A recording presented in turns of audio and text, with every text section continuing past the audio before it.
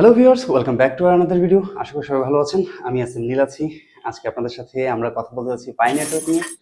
পাই network গতকালকে এবং গত পরশুদিন দুদিন কিন্তু আমরা মোটামুটি বেশ ভালো পাম্প হতে দেখেছি, এবং আজকে যদি আমরা মার্কেট দেখি তাহলে দেখতে পাচ্ছি টোটালি 10% প্লাস এটা ডাউনফল হয়ে গেছে। কেন এই মার্কেট ডাউনফল হওয়ার পিছনে আসলে কারণ কি? কেনই বা গত দুদিন এটা এভাবে পাম্প করেছে? এবং আমরা গত এক সপ্তাহ আগে আমরা বলেছিলাম যে পাই টোকেন 19 সেন্টের নিচে আসতে চলেছে, এবং এখন আমরা দেখতে পাচ্ছি মোটামুটি 19 সেন্টের কাছাকাছি কিন্তু প্রায় চলে আসছে। তাহলে কি মার্কেট আরো ডাউনফল হবে? পাই কয়েনের প্রাইস কি আরো ডাউনে যাবে, বা আমরা কত নাগাদ আমরা এই পাই কয়েনের প্রাইস দেখতে পারি? পাশাপাশি কথা বলবো আজকে বিটকয়েন, ইথেরিয়াম, সোল, লিঙ্ক সহ, তাও সহ অন্যান্য যে মেজর কারেন্সিগুলো আছে সেগুলো নিয়েও, কারণ সেগুলোর প্রাইসও আমরা দেখতে পাচ্ছি মোটামুটি এখন ডাউনের দিকে যাচ্ছে। তো আজকে টোটালি মার্কেট আপডেট নিয়ে কথা বলবো, এবং কথা বলবো পাই নেটওয়ার্ক নিয়ে, এবং ভিডিও খুবই ইন্টারেস্টিং হতে চলেছে। Let's get started the video.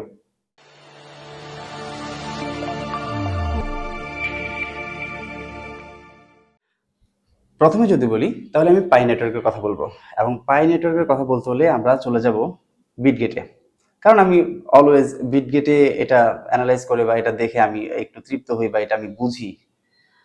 আচ্ছা, এখন -24.46% মাইনাসে আছে, এবং আজকে সকালবেলা এটা 20 সেন্ট পর্যন্ত নেমেছে। তো এখন কথা হচ্ছে, এখন যে ক্যান্ডেলটা আছে সেই ক্যান্ডেলটা কি আরো ডাউনে যাবে, নাকি এখান থেকে এটা বাউন্স ব্যাক হবে?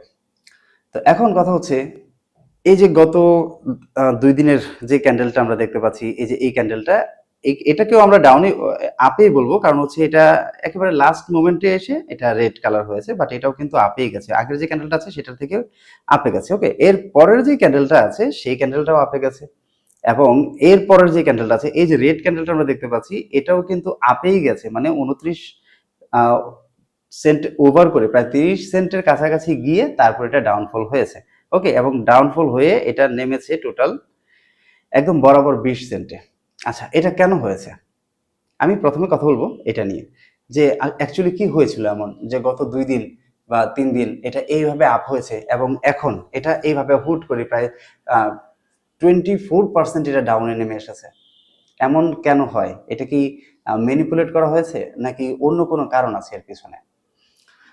মূলত আপনারা জানেন যে গতকালকে এটা ক্র্যাকেন যেই এক্সচেঞ্জার আছে সেটাতে লিস্ট হয়েছে, এবং যে কোনো এক্সচেঞ্জে যে কোনো কারেন্সি লিস্ট হলে সেটা সেই দিনটাতে একটু ভলাটাইল মাস্ট বি হবেই, এবং গতকালকেও ঠিক তাই হয়েছে। গত পরশুদিন থেকে শুরু করেছে, কারণ গত পরশুদিন এটার একটা হাইপ ছিল, ক্র্যাকেন এক্সচেঞ্জে লিস্টিং হতে চলেছে। তো ওই হাইপে এটার প্রাইস আপ হয়েছে, এবং গতকালকে যখন এটা ক্র্যাকেন এক্সচেঞ্জে লিস্ট হয়েছে তখন আপনি, আচ্ছা এটা আমি আপনাকে আরেকটু ক্লিয়ার ভাবে বুঝাই দিই, ওকে, যাতে আপনারা বুঝতে পারেন।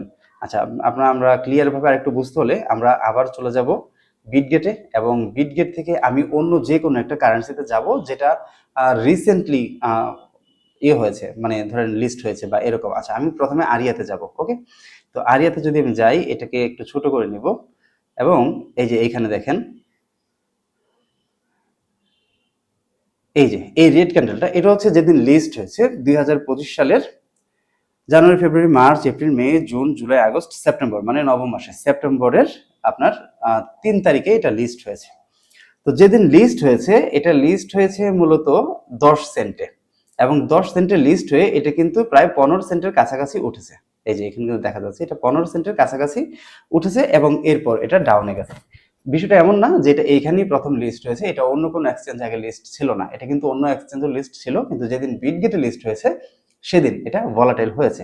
আচ্ছা, এবার আসি, পাই কয়েন কি তাহলে আবার প্রাইস আপ হবে না? সেটাও আমি বোঝাচ্ছি আপনাকে। ধরেন আমি এখান থেকে যখন প্রাইস আপ হয়েছে, বেশ 1 2 3 4 5 6 7 7টা ক্যান্ডেল এটা একই সমান্তরালে আপ ডাউন হওয়ার পর, ঠিক অষ্টম ক্যান্ডেল থেকে, এই যে এই ক্যান্ডেলটা থেকে এটা কিন্তু আবার, হ্যাঁ, প্রায় 20 সেন্ট 21 সেন্টের কাছাকাছি চলে গেছে।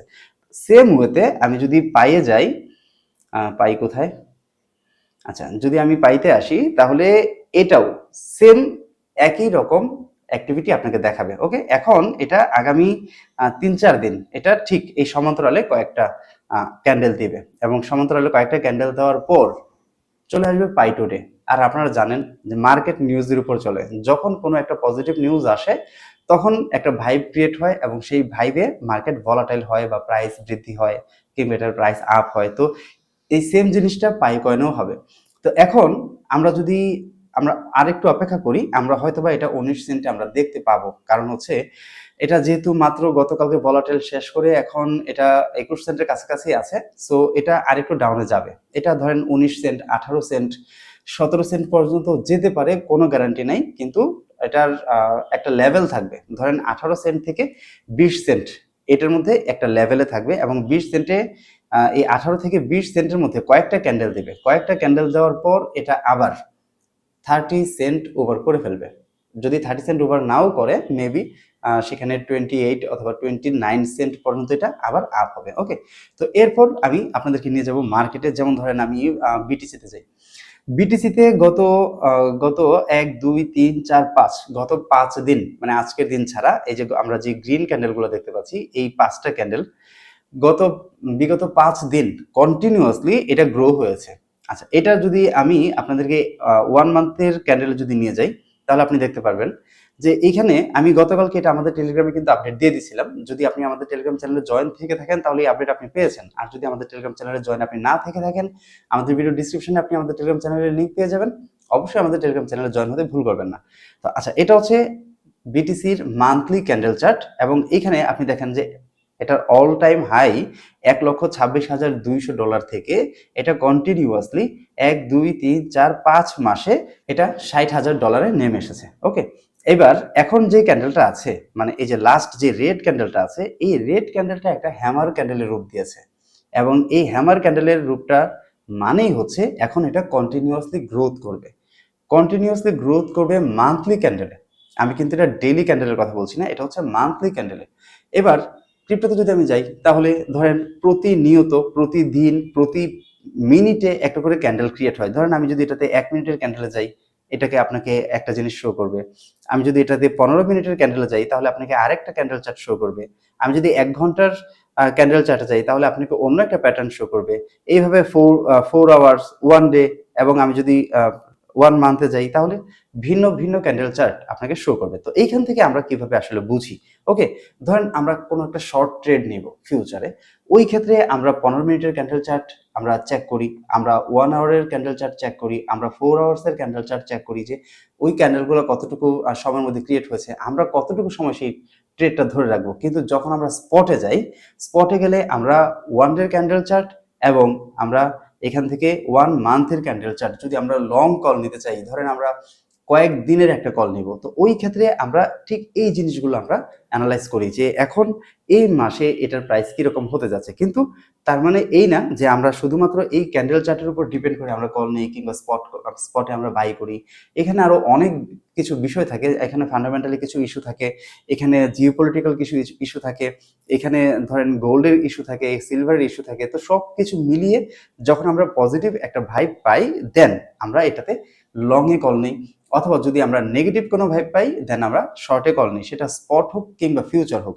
ওকে, তো এইখানে আমরা কিন্তু গতকালকে আমরা একটা আপডেট দিয়েছিলাম আমাদের গ্রুপে যে আমাদের ফিউচারে অথবা স্পটে যারা আপনারা ট্রেড করেন, আমরা কিন্তু প্রিমিয়াম যে চ্যানেলটা আছে আমাদের, সেখানে কিন্তু আমরা বেশ কয়েকজন মেম্বার গতকালকে অ্যাড করেছি। তো যারা এই অফারটা আপনারা ধরতে পারেননি, আমাদের স্ক্রিনে দেওয়া নাম্বারে নক করবেন। যদি আপনারা ওই অফার প্রাইসে আপনারা আমাদের প্রিমিয়ামে জয়েন হতে চান, দেন আমি ওই অফার প্রাইসে আপনাদেরকে জয়েন করিয়ে নিব, যেখানে আপনি স্পট কল সহ ফিউচার কল সহ আপনি পেয়ে যাবেন। ওকে, তো এখন কথা হচ্ছে আমি চলে যাব মার্কেটে। যেমন ধরেন এইখানে আমি ইথিরিয়ামের কথা বলি। ইথিরিয়াম এখন সেম ক্যাটাগরিতে আছে। এটা হচ্ছে 1 মান্থের যে ক্যান্ডেল চার্ট, সেটা এখানেও কিন্তু একটা হ্যামার ক্যান্ডেল ক্রিয়েট করছে, রেড ক্যান্ডেল লাস্ট যেটা আছে, এবং পরবর্তী যে ক্যান্ডেলটা আছে এটা গ্রিন ক্যান্ডেল হয়ে এখনো স্টে করছে। এটা এই সম্পূর্ণ মাস, মানে এই মার্চ মাস পুরোটা এই ক্যান্ডেলটাতেই থাকবে। এবং এই ক্যান্ডেলটা যদি এনি হাউ এটা ওভার করে ফেলে এই রেড ক্যান্ডেলটা, তাহলে মোটামুটি এটাকে যেতে হবে $2,450 উপরে। এবং $2,450 যদি উপরে এটা চলে যায়, তাহলে আপনি ধরে নিন পরবর্তী মাসেও, মানে এপ্রিল মাসেও এটা আরও একটা গ্রিন ক্যান্ডেল হতে চলেছে। এবং পরবর্তী মাসে এটা যদি আমি এটার দৈর্ঘ্যটা যদি দেখি যে এটা কত পার্সেন্ট হয়, ধরেন এটা শুরু হয়েছে আপনার $1,922 থেকে এবং এটা যদি এটাকে ওভার করে, তাহলে ধরেন আমি এইটুকু ধরে নিলাম, ধরেন $2500 এটা ওভার করলো, তাহলে মোটামুটি ধরেন $600 ওভার সে করেছে। তো $600 যদি ওভার করে থাকে, তাহলে পরবর্তী মাসে এপ্রিল মাসে এই ইথেরিয়াম চলে যাবে $3000-এরও উপরে, এইটুকু গ্যারান্টি। এই মাসে এই ক্যান্ডেলটা কি করে, এই মাসের শেষে এই ক্যান্ডেলটা কোথায় শেষ হয়, এই জিনিসটা দেখার পর মোটামুটি আপনি কনফার্ম হয়ে যাবেন পরবর্তী মাসের ক্যান্ডেলটা কি হতে চলেছে। যদি এখানে আরো একটি হ্যামার ক্যান্ডেল অথবা যদি একটা লং শ্যাডো দিয়ে একটা ক্যান্ডেল হয়ে যায়, তাহলে ধরে নিন পরবর্তী মাসে এটা $3000-এরও উপরে চলে যাচ্ছে।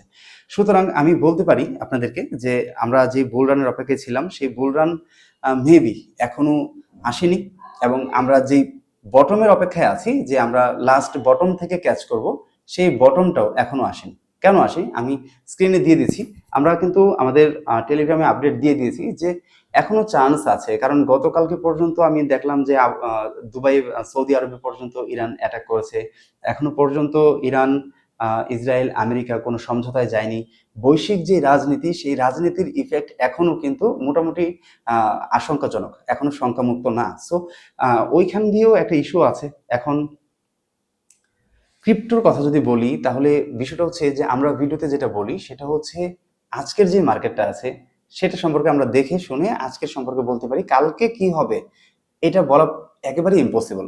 ইম্পসিবল এই জন্যে, ধরেন আজকে আমি যেই সময়টাতে ভিডিও করছি, ঠিক তার 10 মিনিট পর এমন একটা নিউজ আসলো, যে নিউজটা হয় মার্কেটকে ভলাটাইল করে দিবে, নয়তোবা মার্কেটটাকে ডাউনফল করে দিবে। সো এখানে আমরা কিন্তু আপনাদেরকে কোনোভাবে ফাইন্যান্সিয়াল অ্যাডভাইস করছি না। দ্যাটস ওয়াই যখনই আপনারা স্পটে ইনভেস্ট করবেন, বিশেষ করে স্পটে যখন ইনভেস্ট করবেন, তখন অবশ্যই নিজের রিসার্চ নিজে করে নেবেন। এখানে প্রাইস আপ ডাউন এটা একটা কমন ইস্যু।